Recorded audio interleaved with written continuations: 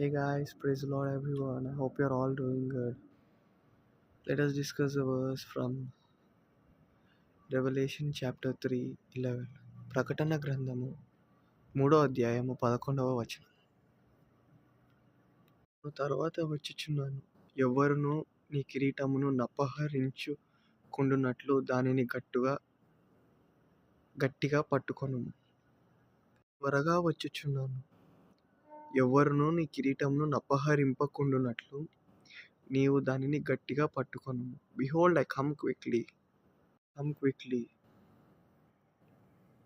Hold that fast which thou hast, no man take thy crown.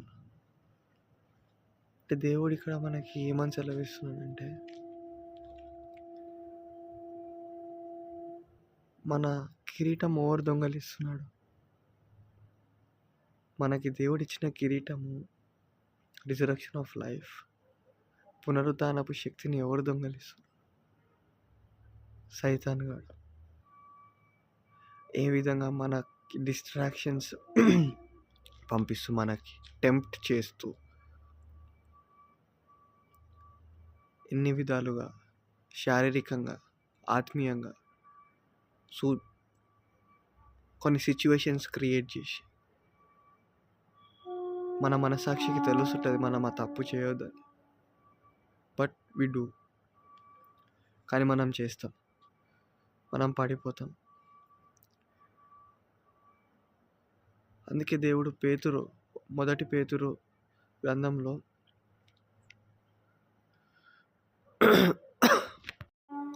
అపవాది గర్జించు సింహము వలె చూస్తున్నాడు, బీ ఆఫ్ సోబర్ మైండ్ అని చెప్పేసి దేవుడు సెలవిస్తున్నాడు.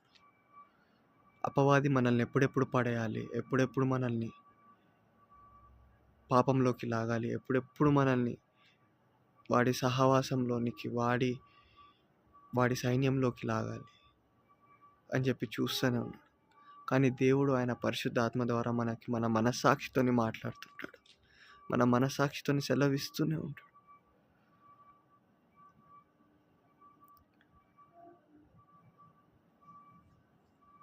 So let us draw near to God to win every addiction, every sin. ప్రతి ఒక్క వ్యసనముని, ప్రతి ఒక్క పాపాన్ని, ప్రతి ఒక్క బలహీనతని